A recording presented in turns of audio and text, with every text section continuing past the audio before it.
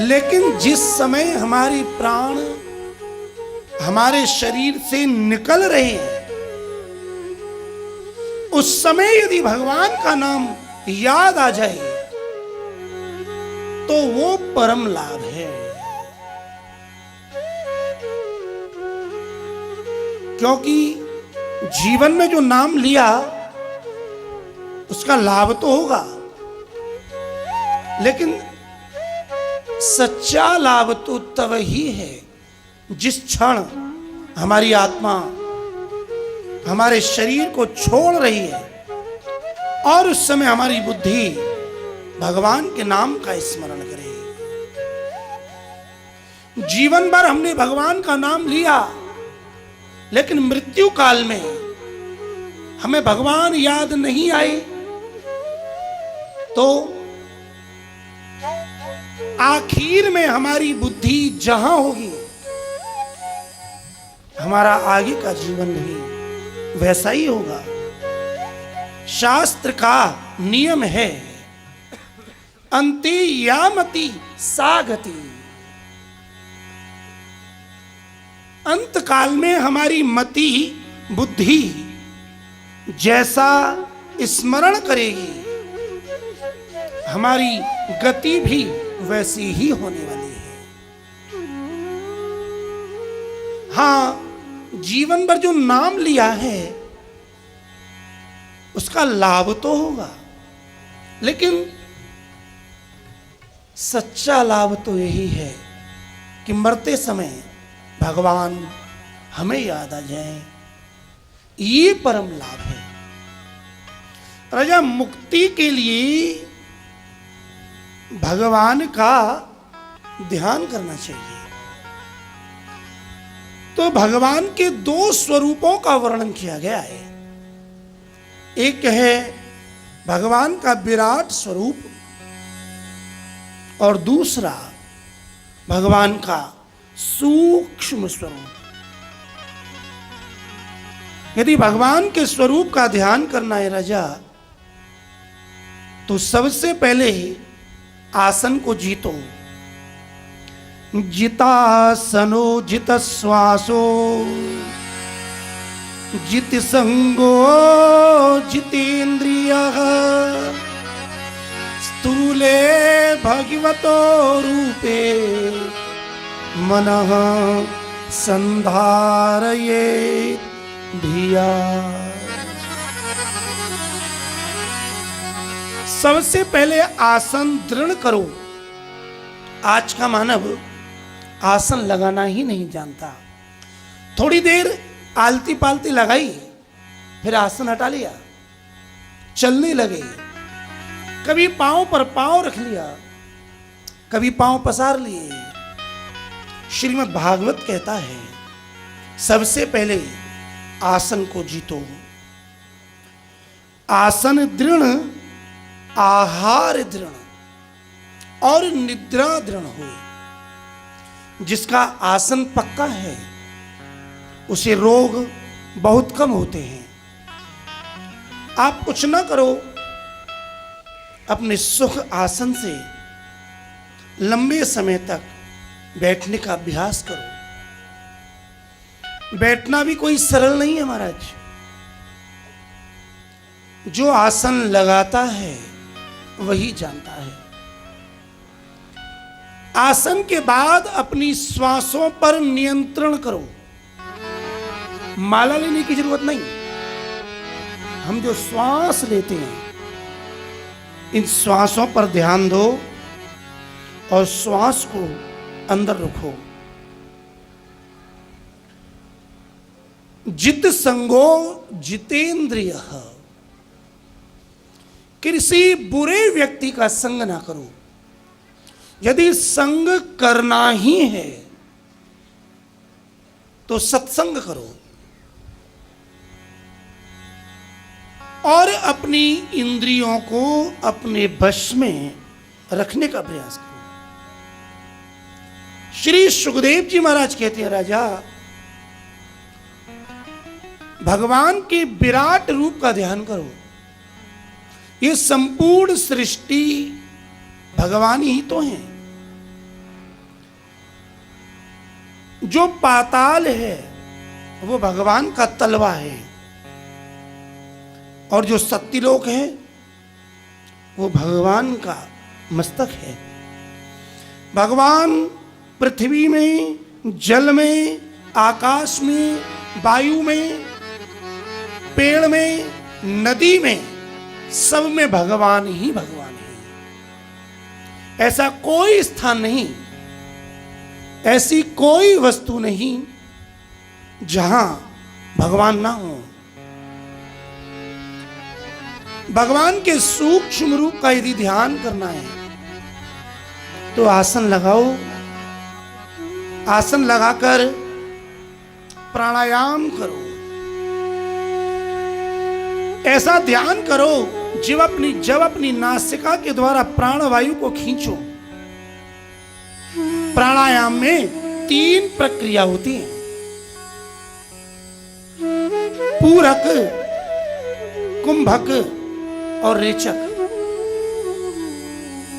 जब प्राणवायु को खींचा जाता है तो ऐसा ध्यान करो, भगवान का नाम लो और वायु के द्वारा ऐसा ध्यान करो कि भगवान वायु के रूप में मेरे अंदर आ रहे हैं। जब प्राणवायु अंदर आ जाए तो ऐसी भावना करो कि वायु के रूप में मेरे भगवान मेरे अंदर हैं। प्राणायाम की दूसरी प्रक्रिया, प्राणवायु को रोको, वायु को अपने वक्षस्थल में, हृदय में रोकने का प्रयास करो।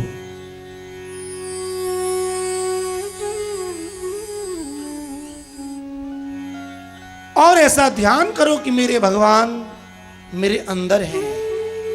आंख बंद करके जब प्राणवायु अंदर रुके तो ऐसा विचार करो मेरी आत्मा और परमात्मा का मिलन हो रहा है। फिर धीरे धीरे रेचक अपनी नासिका से वायु को निकालो, और जब वायु निकले तो ऐसी भावना करो कि मेरे अंदर के जो पाप हैं वो पाप मेरे शरीर से बाहर जा रहे हैं। अपने हृदय में चतुर्भुज भगवान के चंचल चैतन्य रूप का ध्यान करो। गुरु प्रक्रिया के द्वारा अपनी एड़ी के माध्यम से अपने गुदा के छिद्र को रोको। सर्वत्र भगवान की भावना करो। हृदय में जो चिंतन है ये भगवान का सूक्ष्म रूप है। आगे भगवान की लीलाओं का स्मरण करो, मन को भगवान में स्थिर कर दो। राजा, मुक्ति 2 प्रकार की होती है,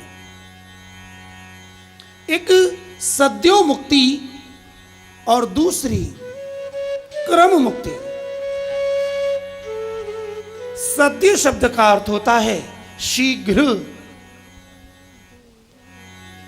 सद्यो मुक्ति में गुरु की अनुशासन में रहकर के प्रक्रिया को सीखा जाता है। इसमें आसन लगाकर अपने वाम चरण की एड़ी को अपने गुदा के छिद्र तक लेकर उसे रोका जाता है। प्राणवायु को अंदर लिया जाता है, और जब ये प्राणवायु सुषुम्ना नाड़ी के द्वारा अंदर आती है तब हमारे शरीर में जो 6 चक्र हैं उन चक्रों का भेदन होता है।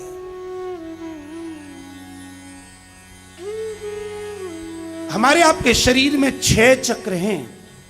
उन 6 चक्रों का मुंह नीचे की ओर है, तभी तो हम पानी पीते हैं तो पानी नीचे जाता है, खाना खाते हैं तो भोजन नीचे की ओर जाता है। गुदा में मल विसर्जन इंद्रिय के स्थान पर मूलाधार चक्र है। मूत्र विसर्जन जो स्त्री है इसे स्वादिष्ठान है। नाभि में, हृदय में, कंठ में और दोनों भ्रकुटियों के बीच में भी चक्र है। नेत्रों के पास दोनों भ्रकुटियों के बीच में जो चक्र है इसे आज्ञा चक्र कहते हैं। प्राणवायु जब मूलाधार, स्वादिष्ठान, मणिपूरक, अनाहत इन सभी चक्रों का भेदन करते करते आज्ञा चक्र का भेद करके सहस्रार पर जाती है, तब ब्रह्मांड फाड़कर योगी अपनी आत्मा को निकालता है और वह आत्मा परमात्मा में विलीन हो जाती है।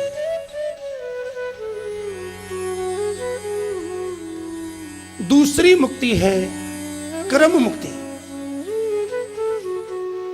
क्रम मुक्ति में योगी अपने शरीर से आत्मा को निकाल अनेक लोकों में जाता है।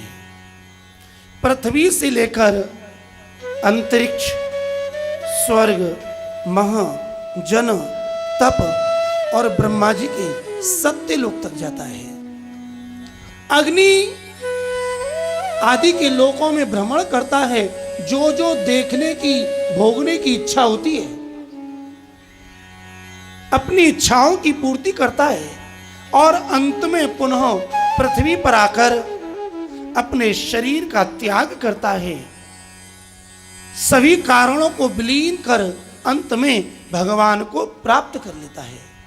राजा, ये दो प्रकार की मुक्ति है। जब सूत जी महाराज इस प्रकार कथा सुना रहे थे कि तभी ये भी बताया कि संसार में अनेक प्रकार की कामनाएं होती हैं। हमारे मन में जैसी इच्छा हो हमें वैसे ही देवता का भजन करना चाहिए। यदि ब्रह्म विद्या चाहिए तो शंकर की उपासना करो। यदि रूप चाहिए तो गंधर्वों की उपासना करो। यदि संतान चाहिए तो पितरों की उपासना करो। धन चाहिए लक्ष्मी की उपासना करो।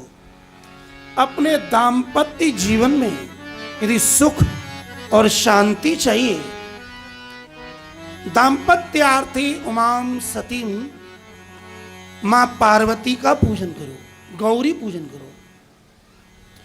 इसका मतलब यह है कि एक एक कामना की पूर्ति के लिए अलग अलग देवता हैं। जैसे बाजार में हम सामान लेने के लिए जाएं, यदि सब्जी चाहिए तो सब्जी मार्केट में जाना पड़ता है। कपड़ा चाहिए तो कपड़े की दुकान पर जाना पड़ता है। ज्वेलरी चाहिए तो ज्वेलर्स के यहां जाना पड़ता है। अलग अलग वस्तु के लिए अलग अलग दुकान, अलग अलग मार्केट। लेकिन यदि हमें सभी चीज चाहिए तो जैसे आजकल मॉल है ना, सुपरमार्केट, यदि वहां चले जाएं तो एक साथ ही एक ही जगह पर सब चीज मिल जाते हैं। ठीक इसी प्रकार ये जितने भी देवता हैं इनको भगवान ने एक एक विभाग दिया है। लेकिन भगवान के पास तो सारे विभाग हैं। इसलिए श्री सुखदेव जी महाराज वर्णन करते हैं, राजन, अकामः सर्वकामो वा मोक्ष मोक्ष काम उदारिधि तीव्रेण भक्ति योगेन यजेत पुरुषं परम। अकामः, यदि हमें कुछ नहीं चाहिए अथवा सर्व काम हुआ, सब कुछ चाहिए, और यदि हमें मुक्ति चाहिए तो भी हमें भगवान श्री कृष्ण की उपासना करनी चाहिए। भगवान श्री कृष्ण ऐसे हैं जो लोक की वस्तु भी देते हैं, मुक्ति भी देते हैं और अपनी भक्ति भी प्रदान करते हैं। कथा कहते कहते श्री सूत जी महाराज रुके कि तभी सौनक जी महाराज बोले, हे गुरुदेव, आप सत्य कहते हैं, मानव जीवन की सफलता ही इसी में है कि शरीर के द्वारा, अपनी इंद्रियों के द्वारा भगवान का ही भजन किया जाए। जो व्यक्ति इंद्रियों का भगवान के लिए प्रयोग नहीं करता, उसकी इंद्रियों की कोई सार्थकता है ही नहीं। बिले बतोरुक्रम विक्रमांगे न शृण्वतः कर्णपुटे नरस्य जिह्वा सती दार्दुर्केव सूत न चोपगा यत्युर्गा गाथा। शौनक जी महाराज कहते हैं, यदि मनुष्य शरीर प्राप्त करके यदि मानव अपने कानों का प्रयोग, अपने कानों के द्वारा भगवान की कथा नहीं सुनता, तो ये कान किस काम के? वो तो बिल हैं, जैसे सर्प बिल में रहता है, छिद्र में रहता है। इन कानों की सफलता तो भगवान की कथा के श्रवण में ही है। हमारी वाणी कितनी ही मीठी क्यों ना हो, स्वर क्यों ना जानती हो, बहुत चालाकी से बोलना क्यों ना जानती हो, लेकिन यदि इस वाणी के द्वारा भगवान के नाम का, भगवान की लीला का गुणगान नहीं किया गया, तो वो वाणी किस काम की? अरे बोलता तो मेंढक भी है। श्रीमद् भागवत में जो वाणी भगवान के गुणों का गान नहीं करते, ऐसी वाणी को दार्दुर मतलब मेंढक की जीव बताई है। जिन हरि कथा सुनी नहीं काना, जिन हरि कथा सुनी नहीं काना, जिन हरि कथा सुनी नहीं काना, जिन हरि कथा सुनी नहीं काना, श्रवण रंध्र अहि भवन समाना, श्रवण रंध्र अहि भवन समाना। श्री राम जय राम जय जय राम, श्री राम जय राम जय जय राम, श्री राम जय राम जय जय राम। ओ बोलो श्री राम जय राम जय जय राम, श्री राम जय राम जय जय राम, श्री राम जय राम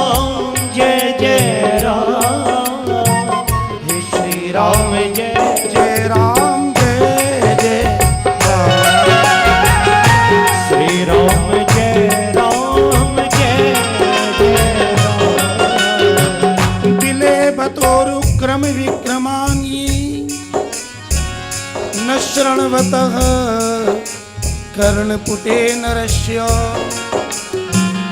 जिह्वासति दार्दुर्केव सुत न चोपगाय त्युर्गाय गाता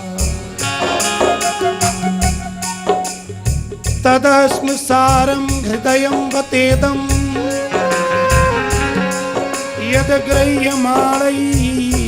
यद्ग्रह्यमाणैर्हरिनाम ध्येयैः न विक्रियेताथ यदा विकारो नेत्रे जलं गात्रे रुहेश्वर श्री राम